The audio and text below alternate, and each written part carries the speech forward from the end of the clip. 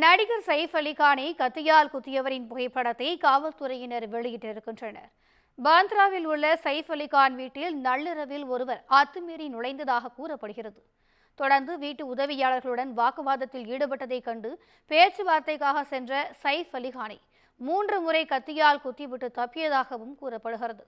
இதனையடுத்து மீட்கப்பட்ட சைஃப் அலிகான் தனியார் மருத்துவமனையில் அனுமதிக்கப்பட்டு அறுவை சிகிச்சை மேற்கொள்ளப்பட்டு வருகிறார். இந்த நிலையில் முதுகெலும்பு அருகே உள்ளிட்ட 6 இடங்களில் அவர் கத்தியால் தாக்கப்பட்டதாகவும் ஆபத்தான நிலையை சைஃப் அலிகான் தாண்டிவிட்டதாகவும் மருத்துவமனை நிர்வாகம் தெரிவித்துள்ளது. தொடர்ந்து மகளும் நடிகையுமான சாரா அலிகான், மகன் இப்ராஹிம் அலிகான் ஆகியோர் உடனிருந்து கவனித்து வருவதாகவும் தகவல் வெளியாகியுள்ளது. இந்த நிலையில் நடிகர் சைஃப் அலிகானை கத்தியால் குத்தியவரை போலீசார் அடையாளம் கண்டிருக்கின்றனர். சைஃப் அலிகான் வீட்டில் சிசிடிவி காட்சியில் பதிவான அந்த நபரின் புகைப்படத்தை காவல்துறையினர் வெளியிட்டிருக்கின்றனர்.